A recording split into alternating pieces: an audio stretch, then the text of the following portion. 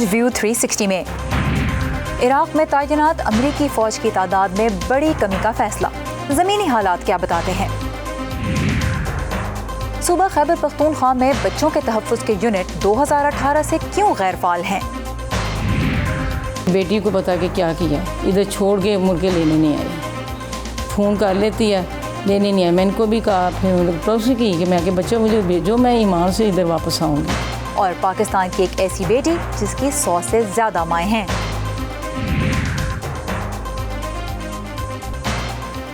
Voice of America Washington سے میں ہوں سارہ زمان، آپ دیکھ رہے ہیں ویو 360۔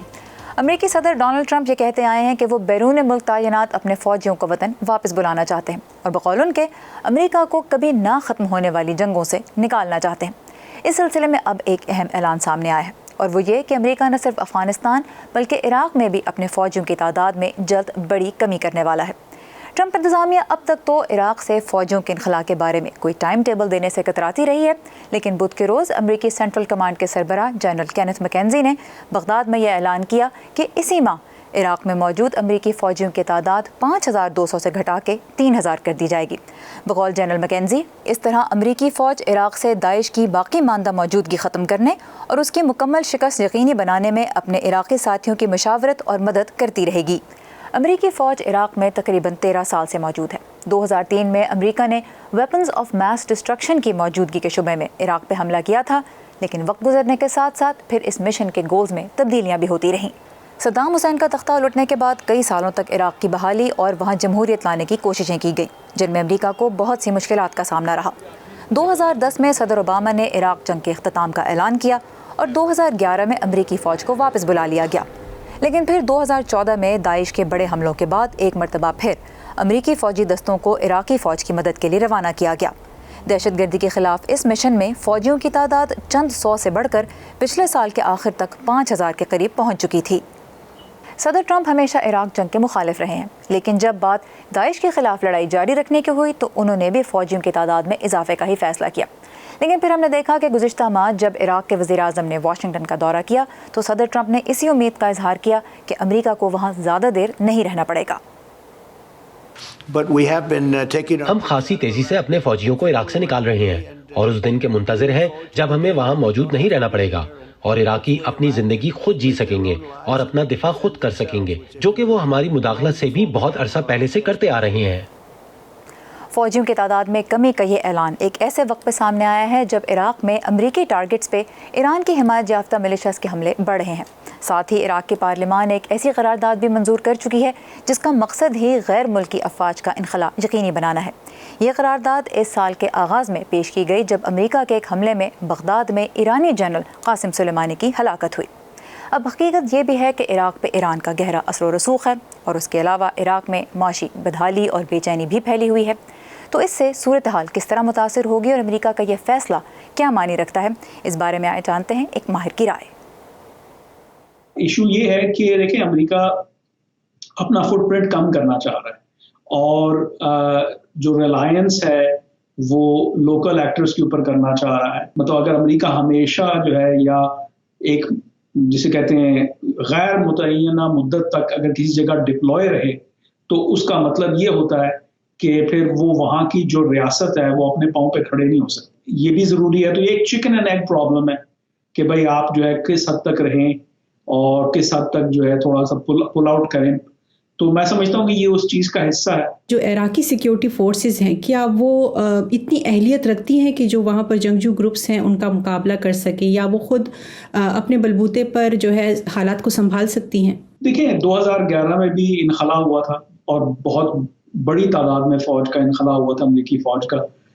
تقریباً 8 سال کی جنگ کے بعد پوری طریقے سے امریکی فوجیں نکال دی گئی تھیں، تھوڑے بہت دستے رہ گئے تھے جو کہ ڈپلومیٹک سیکیورٹی اور دیگر اور جو امریکن ایمبیسی اور تنصیبات کے اوپر پہ ان کو تعینات کیا گیا تھا، وہاں کے لیے ضرورت تھی، لیکن تمام کامبیٹ آپریشنز دسمبر 31، 2011 کو ختم ہو گئے تھے۔ پھر 3 سال کے بعد دیکھا کہ داعش ابھر کے سامنے آ گئی تو پھر امریکہ کو دوبارہ جانا پڑا، لیکن اس دفعہ جو ہے جو تعداد تھی وہ 5-7 ہزار کے قریب تھی، فوجیوں کی اتنی بڑی نہیں تھی جو پہلے تھی۔ میں سمجھتا ہوں کہ وہاں کے جو سیکورٹی فورسز ہیں اس بات کی علامت ہے کہ اگر ان کو مطلب وہاں پہ سیاسی استحکام ہو تو وہ کام کر سکتی ہیں. پھر یہ بھی یاد رہے کہ یہ جو داعش کے خلاف جنگ ہوئی تھی 2014 میں شروع ہوئی تھی، اور اپنا پچھلے سال یا اس سے پچھلے سال جب موصل کو دوبارہ سے بغداد نے فتح کر لیا تھا عراقی حکومت نے، تو اس میں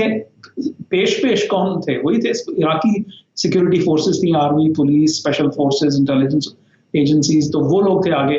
تو میں سمجھتا ہوں کہ وہ ان کے اندر ایک وہ فعال کردار ادا کر سکتے ہیں، لیکن اس کا دار و مدار جو ہے وہ سیاسی اسٹیبلٹی کے اوپر ہے، اور امریکہ کی ٹروپس کی اس لیول پہ ضرورت نہیں ہے. امریکی فوجی دستوں کے انخلاء کے بعد اس بات کا کتنا امکان ہے کہ مختلف جنگجو گروپس وہاں پھر سے منظم ہو جائیں؟ دیکھیں، یہ خدشہ تو ہمیشہ ہی رہتا ہے جب تک ریاست جو ہے وہ فریجائل ہے، جب تک عراق میں سیاسی استحکام نہیں آتا تو داعش کے ابھرنے کا بھی چانسز ہیں. داعش ویسے بھی جو ہے کارروائی اپنی دوبارہ سے شروع کر چکی ہے. اسی طریقے سے جو ہے شیعہ ملیشیا گروپس ہیں، لیکن وہ ان کا تعلق جو ہے وہ کمپلیکس ریلیشن شپ ہے ریاست کے ساتھ، تو وہ ریاستی عناصر ہیں، وہ ریاست کے مخالفین نہیں ہیں. تو میں سمجھتا ہوں کہ حالات ایسے ہیں کہ ایسا نہیں ہے کہ اگر امریکہ وہاں سے نکل جائے گا تو خدا نخواستہ جو ہے وہ آسمان ٹوٹ پڑے گا. تو وہ رسک ہوتا ہے، اور رسک جب تک لیا نہ جائے تو پتہ نہیں چلے گا کہ آپ جو دام اٹھایا ہے وہ صحیح ہے یا غلط ہے. امریکی سینٹرل کمانڈ کے سربراہ جنرل کینتھ میکنزی نے یہ اعلان بھی کیا ہے کہ نومبر کے آغاز تک افغانستان میں بھی امریکی فوجیوں کی تعداد 8,600 سے گھٹا کے 4,500 کے قریب کر دی جائے گی. اس سے یہ بھی ظاہر ہوتا ہے کہ امریکہ افغان دھڑوں کے درمیان مذاکرات کے آغاز کا انتظار کیے بغیر اس معاہدے کی بنیاد پہ آگے بڑھ رہا ہے جو اس نے فروری کے اختتام میں طالبان کے ساتھ کیا. اس معاملے پہ مزید بات کریں گے ہم کل کے شو میں. دنیا بھر سے اہم خبروں کے لیے آپ جب چاہیں لاگ آن کر سکتے ہیں urdu.voa.com پہ. اس کے علاوہ فیس بک، ٹویٹر اور انسٹاگرام پہ بھی وائس آف امریکہ کی اردو سروس آپ کے لیے حاضر ہے.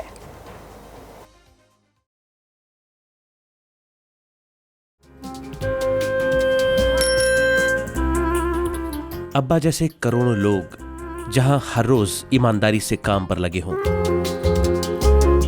چاہے وہ دفتر میں ہوں یا کھیتوں میں، سڑکیں ہوں، بارڈرز، کھیل کا میدان یا کوئی انٹرنیشنل سٹیج. جب پاکستان کا نام روشن کرنے والوں کی کہانیاں کہنے کے لیے ہمارے پاس وقت کم پڑ جائے، جب پورا ملک ہی خود کو آگے لے جانے میں لگا ہو، تو پھر دنیا بھر میں اس کا پرسپشن مٹھی بھر لوگ کیوں بناتے ہیں؟ We are almost there, but not there yet. لگتا ہے تھوڑی محنت اور کرنی ہوگی ہمیں بھی. ویو 360 صرف آج نیوز پر. پاکستان میں بچوں پر تشدد خصوصاً جنسی زیادتی کے واقعات آئے دن رپورٹ ہو رہے ہیں. صوبہ خیبر پختونخوا کے علاقے نوشہرہ میں حال ہی میں 5 سال کی ایک بچی کو زیادتی کا نشانہ بنانے کے بعد قتل کر دیا گیا. پشاور سے وائس آف امریکہ کے عمر فاروق بتا رہے ہیں کہ صوبے میں بچوں کے تحفظ کے لیے قائم چائلڈ پروٹیکشن یونٹس تقریباً 1.5 سال سے غیر فعال ہیں. ان یونٹس کا کیا کام ہے اور یہ کیوں بند پڑے ہیں، آئیے جانتے ہیں اس رپورٹ میں.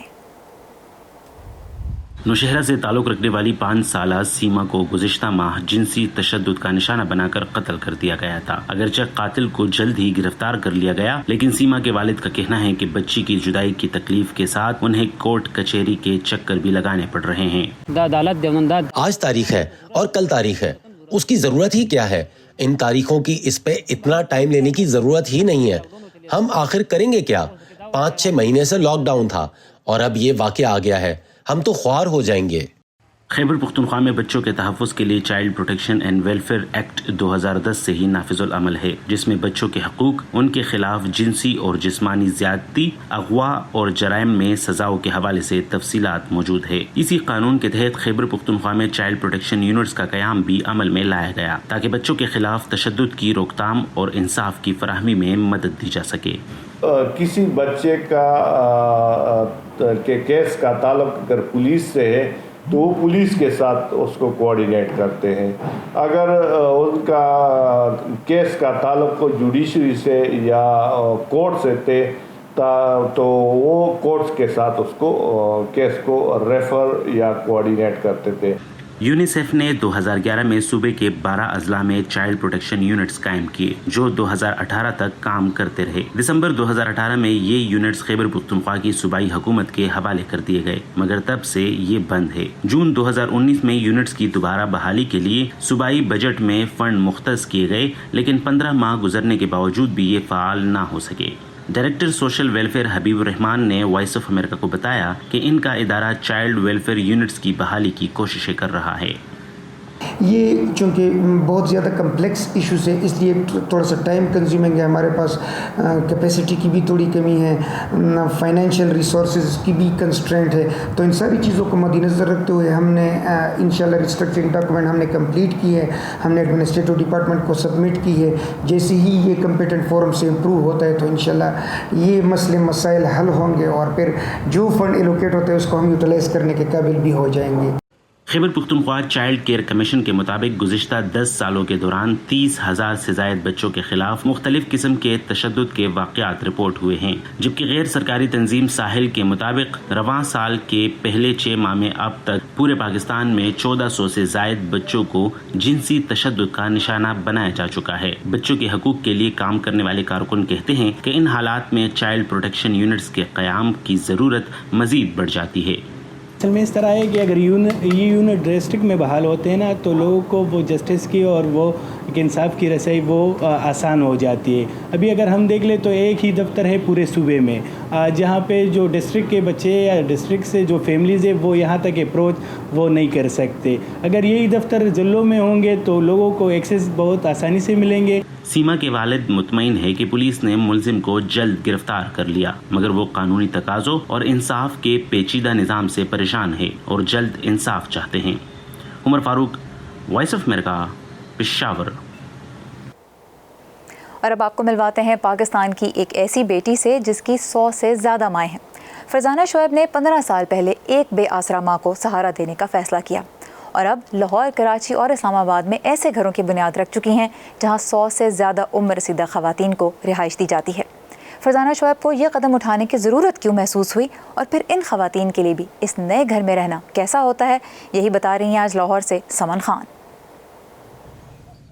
फरजाना शुएब ने 14 साल पहले बिनते फातिमा के नाम से एक घर बनाया जिसके दरवाजे ऐसी बुजुर्ग ख्वातीन के लिए खोले गए जिनकी औलाद तंगदस्ती या वक्त की कमी के बाइस माँ का ख्याल नहीं रख सकती। लेकिन ये घर ओल्ड एज होम नहीं बल्कि खानदानी तर्ज पर कायम किया गया है जहाँ सब मिलजुल कर जिंदगी गुजारते हैं। कराची में 55 ख्वातीन फरजाना और उनके बेटे की फैमिली के साथ एक ही छत के नीचे जिंदगी गुजारती हैं। फातिमा मेरे नेबर में खातून थी, लावारिस थी और वो बुढ़ापे में आ गई। फिर उसको मैंने अपने पास रखा, उसकी डेथ मेरे पास हो गई और वो रोया करती थी रातों को उठ के कि या अल्लाह मौत दे, मौत दे, मौत दे। मुझे बड़ी तकलीफ़ होती थी। सो फिर फातिमा की वजह से ये हमारे दिमाग में आया कि हम लोग 5-7 औरतें रखते हैं और उनकी खिदमत करेंगे। फातिमा कहती थी कि मेरा कोई नाम लेने वाला नहीं है, तो मैंने, नाम भी बहुत खूबसूरत है फातिमा, तो मैंने फिर फातिमा के नाम से ही रखा। माओं की मदद का ये सिलसिला 7 साल बाद इस्लामाबाद में फरजाना शुएब के बेटे और अब से 1 साल पहले लाहौर में उनकी बेटी के घर तक पहुंच गया। इस्लामाबाद में बिनते फातिमा 17 जबकि लाहौर में 10 माओं का घर है, लेकिन ज़हनी तनाव का शिकार इन ख्वातीन को संभालना आसान नहीं। जब आती हैं तब बस वो बहुत ज़्यादा ख़राबी होती है कि एक दफ़ा एक मेरे पास केस ऐसा आया, वो अभी भी मेरे पास है। वो जब आई तो मैंने अम्मी से कहा कि मैं नहीं रख सकती क्योंकि मैं बड़ी परेशान हूँ उसकी वजह से। वो जगह जगह यूरन कर रही है, पैम्पर लगाती हूँ, पैम्पर सारी रात दरवाजे खड़काती रहती है कि मुझे निकालो, मैंने जाना है। तो मैं रोना शुरू हो गई। मैंने कहा, अम्मी कहती हैं आंसा ये तो तेरा इम्तिहान है, अच्छे भलों को तो सारे रख लेते हैं, ये इम्तिहान है, इसको संभाल लोगी तो ये तुम कामयाब होगी। घर वाले तो आप यकीन करें कि फ़ोन ही नहीं उठाते। पहले तो मेन तो हम लोगों का है कि हम लोगों ने उनको इमरजेंसी देनी है। हम लोग फ़ौरन अगर आधी रात का भी कोई टाइम है तो हम उनको लेके जाते हैं। उम्र भर का निचोड़ बुढ़ापा है जिसमें आरामदेह शबो रोज़ और अपनों का साथ किसी भी बुजुर्ग फर्द की ख्वाहिश होती है और ज़रूरत भी। लेकिन मुकद्दर कहाँ सबका एक सा हुआ है। यहाँ बसने वाली ज़्यादातर माएँ तमाम तर सहूलतों के बावजूद अपने घर और घर वालों को याद ज़रूर करती हैं। कुछ तो किस्मत पर समझौता कर लेती हैं जबकि कुछ घर वापस जाने पर बाजिद रहती हैं। بڑھاپے میں تو بڑے آرام ہونے چاہیے. بڑھاپے میں بڑی چیزوں کی ضرورت ہوتی ہے. اب گھر تو گھر ہوتا ہے نا, گھر میں تو ہزار چیزیں, ہزار خواہشیں, سب بہترین لوگ ہیں.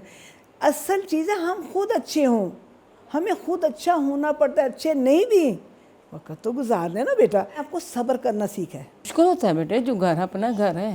بیٹی کو پتا کہ کیا کیا, ادھر چھوڑ کے مڑ کے لینے نہیں آئی. فون کر لیتی ہے, لینے نہیں آئی. میں ان کو بھی کہا, پھر پڑوسی کی کہ میں کہ بچہ مجھے بھیجو, میں ایمان سے ادھر واپس آؤں گی.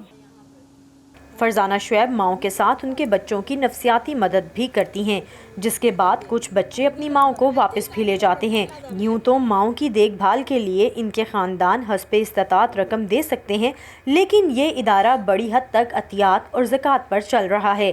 فرزانہ کی نظر میں آنے والے وقت میں معاشرے میں ایسے اداروں کی ضرورت بڑھے گی, کم نہیں ہوگی. Saman Khan, voice of America, Lahore.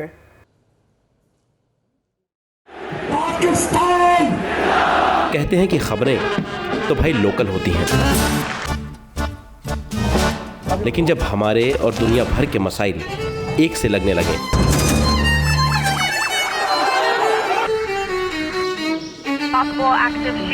تو آنکھیں کھلی رکھنی چاہیے. The founder and leader of ISIS is dead. I'm here at the Guantanamo. کیا پتا کون سی خبر آپ کے کام آ جائے. Tonight I ordered great ideas. 25-year-old, 22-year-olds who are building billion-dollar companies. Our dream is to bring new technologies. View 360 صرف آج news پر.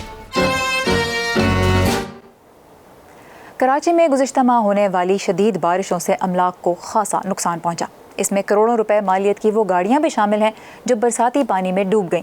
ان کے مالکان اب انہیں مرمت کرانے کی کوشش کر رہے ہیں اور خاصا مالی نقصان برداشت کر رہے ہیں. ان کی مشکلات انہی کی زبانی.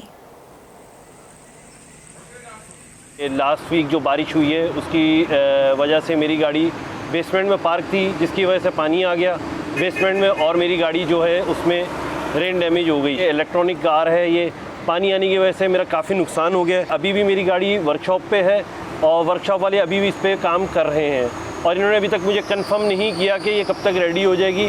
ابھی تک جو انہوں نے مجھے ایسٹیمیٹ دیا ہے وہ اندازاً انہوں نے تقریباً کہا ہے کہ 2 لاکھ روپے آپ رکھیں, اس میں کاسٹ آ جائے گی. ہم جب میٹرو میں شاپنگ کر کے باہر نکلے تو بڑی زوردار دھماکہ والی بارش ہو رہی تھی. ہمیں اتنا اندازہ نہیں تھا کہ پانی راستوں میں اتنا ہوگا. جب ہم گھر جا رہے تھے راستے میں کم سے کم 2-3 فٹ پانی کھڑا ہوا تھا, اور پانی جو ہے نا ہماری گاڑی کو اندر چلا گیا, اور بس اللہ کر کے ہم جو ہے نا وہ گاڑی کو نکال کے گھر پہنچے. اور جب گھر پہنچے تو گاڑی جب بعد میں ہم اس وقت تو اندازہ نہیں ہوا, لیکن بعد میں جب بیٹھے تو پتہ لگا اندر تو جو ہے نا وہ دریا بنا ہوا ہے گاڑی کے اندر. جاتے ہیں جیسے ابھی گاڑیاں ڈوب کے آئی ہوئی ہیں ہمارے پاس, تو 50,000 روپے سے لے کر ایون کہ 2.5-3 4 لاکھ روپے تک بھی خرچہ چلا جاتا ہے, کیونکہ ان کے اندر مین ہوتے ہیں کمپیوٹر ہوتے ہیں گاڑی, کیونکہ کمپیوٹرائز گاڑیاں یہ جیسے ہی پانی جاتا ہے تو وہ چیزیں ڈیڈ ہو جاتی ہیں. گاڑی ڈوب جاتی ہے تو تقریباً میں سمجھتا ہوں کہ آدھی لائف گاڑی کی کم ہو جاتی ہے. آج اگر ہم ان کو کر بھی دیتے ہیں فرض کرو صحیح طریقے سے, لیکن وہ کیونکہ رسٹڈ ایک تیزاب جیسے ہوتا ہے اس طرح کا اس میں پانی رہ جاتا ہے, تو ابھی تو صحیح ہو جاتی ہیں, پھر وقتاً فوقتاً اس کے اندر مسئلے آتے رہتے ہیں.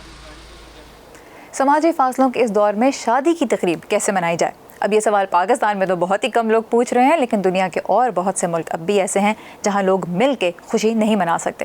تو آئیے آپ کو لیے چلتے ہیں جنوبی افریقہ اور دیکھتے ہیں شادی کا ایک لانگ ڈسٹنس جشن. یہ آئی دلہن اور یہاں براعظم کے دوسرے کنارے یہ دلہا بیٹھا ہے. فیفی اور ایمینوئل نے گزشتہ ماہ شادی کی تھی. دلہن نائجیریا کی انوگو نامی جنوبی مشرقی ریاست کے ایک گرجا گھر میں رقص کرتے ہوئے داخل ہوئی, اور دلہا یہاں جنوبی افریقہ کے معاشی مرکز جوہانسبرگ میں سب کچھ آن لائن دیکھ رہا ہے. دلہا ایک موسیقار ہے. On that day he was like online. اس دن وہ آن لائن تھا اور ہم ہر لمحے بات کر رہے تھے. مجھے اس کی عدم موجودگی محسوس نہیں ہوئی. حقیقت میں وہ وہاں حاضر تو نہیں تھا, مگر میں واقعی یہ محسوس کر رہی تھی جیسے وہ میرے پاس ہو, جیسے وہ میرے ساتھ تھا. مجھے یقین ہے کہ لوگ سوچ رہے ہوں گے کہ یہ ہنستے ہوئے خوشی سے ناچ کیوں رہی ہے. People will be wondering, why is this girl dancing and laughing and having fun? Corona virus کی وجہ سے عائد سفری پابندیاں اب ورچوئل شادیوں کے رجحان میں اضافے کا سبب ہیں. ताहम वो जोड़े भी जो एक जगह पर इकट्ठे हैं वहाँ भी आलमी वबा की वजह से बड़े मजमू पर पाबंदियों के बायस रवायती अंदाज में शादी की दावत नहीं कर सकते। इसकी वजह से शादी से मुंसलिक कारोबार भी नुकसान में जा रहे हैं।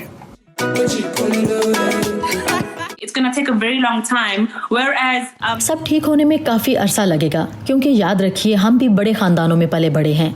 हमारे साथ लोग होते थे। आपकी 7वीं, 8वीं, 15वीं और 25वीं सालगिरह पर और दीगर मौक़ों पर कम से कम 7 लोग तो होते थे। इसलिए सबके साथ मिलकर जश्न मनाने की आदत छोड़ना और अकेले खुशी मनाने की आदत डालना बहुत मुश्किल होगा। मैं मगरबी सकाफत के बारे में तो यकीन से नहीं कह सकती, क्योंकि हो सकता है कि वो एक शख्स के साथ रात का खाना खा लें और ये ठीक भी हो, लेकिन हम ऐसे नहीं हैं। मैं ऐसी नहीं हूँ। जहां कुछ जोड़े कोविड-19 की पाबंदियां उठने तक अपनी शादियां मुअख्खर कर रहे हैं, वहां इस जोड़े ने अपने प्यार और वाबस्तगी का ऐलान करने के लिए इंतजार नहीं किया। मुझे बिजात खुद वहाँ मौजूद ना होना अच्छा नहीं लगा। साथ साथ जब मैंने इसे नाचते हुए देखा तो मैं मुस्कुरा रहा था। इससे मुझे एक तरह का एतमाद हासिल हुआ जिसकी मुझे ज़रूरत थी कि वो खुश है। सो कम से कम ये एक उन्मट याद है। जब परवाज़ों का आगाज़ होगा तो ये जोड़ा जनूबी अफ्रीका में मिलकर रहने का इरादा रखता है। तब तक वो एक दूसरे को मियाँ बीवी के तौर पर जानेंगे और वर्चुअली एक दूसरे का साथ देंगे। अनीता पावल के साथ नदीम याकूब, वॉइस ऑफ अमेरिका। और आखिर में हम आपके लिए लेके आए हैं एक अनोखा अस्पताल। सऊदी अरब ने करोड़ों डॉलर मालियत से ऊँटों के लिए एक नया अस्पताल बनाया है, जहाँ पे छोटी मोटी चोट के इलाज से लेके ऊँटों के लिए रेडियोलॉजी तक की सहूलत मौजूद होगी। इससे सिर्फ ऊँटों की तकलीफ ही दूर नहीं होगी, बल्कि उनके मालिकान की कुछ मुश्किलात भी हल हो जाएंगी। सऊदी अरब में सलाम हस्पताल खुला तो ऊँट मालिकान ने सुख का सांस लिया। ऊँटों का अस्पताल खुदा की रहमत है, वरना हमें घंटों सफ़र करना पड़ता था, लेकिन जानवरों का ये अस्पताल बहुत अच्छी खदमात फराहम कर रहा है। ये बहुत बड़ा है और करीब होने की वजह से अब हमें कम ही मुश्किलात होती हैं। ये अस्पताल जुलाई में सऊदी अरब के शुमाल बस्ती इलाके अल-क़सीम के दारुल हुकूमत बुरेदा में कायम किया गया, जो दुनिया भर में ऊँटों की सबसे बड़ी मार्केट है। सलाम हस्पताल के खुलने से पहले ऊँटों के व्यापारी अब्दुल अजीज़ को अपने जानवरों के इलाज के लिए 700 किलोमीटर तक का सफ़र करना पड़ता था, जबकि ऊँट मालिक उमैर अल-क़हतानी यहाँ इलाज की सहूलतों से मुतमईन हैं। खुदा का शुक्र है, हम बहुत पुरसकून हैं। यहाँ हमें मुख्तलिफ तरह के ऊँटों के लिए काफ़ी अद्वियात मिल गई जो कहीं और नहीं मिलती थी। यहाँ पर ऊँटों के एक्सरे और सीटी स्कैन्स भी किए जाते हैं। अस्पताल के CEO फहद अल फहद के मुताबिक इस प्रोजेक्ट पर $36.5 मिलियन की लागत आई। इस प्रोजेक्ट की वजह हमारे आबाओ अजदाद के लिए ऊँटों का बेशकीमत होना है, जिन्हें दीगर जानवरों के इलाज, मुआवजे और रिसर्च के शोबों जितनी अहमियत नहीं दी गई। हमारा मकसद ऊँट की अहमियत को उजागर करना है। तकरीबन 70,000 मुरब्बा मीटर्स पर फैले इस अस्पताल में बैक वक्त 4,000 ऊँटों का इलाज किया जा सकता है। अरश अरब असादी के साथ फाइज़ा बुखारी, वॉइस ऑफ अमेरिका। यहीं पर ख़त्म होता है आज का व्यू 360। प्रोग्राम के बारे में हमें आपकी राय का इंतज़ार रहेगा, तो आइए facebook.com/VOA उर्दू के पेज पे, इंस्टाग्राम और ट्विटर पे भी उर्दू VOA को फॉलो करना ना भूलिएगा। सारा ज़मान को इजाज़त दीजिए। खुदा हाफ़िज़।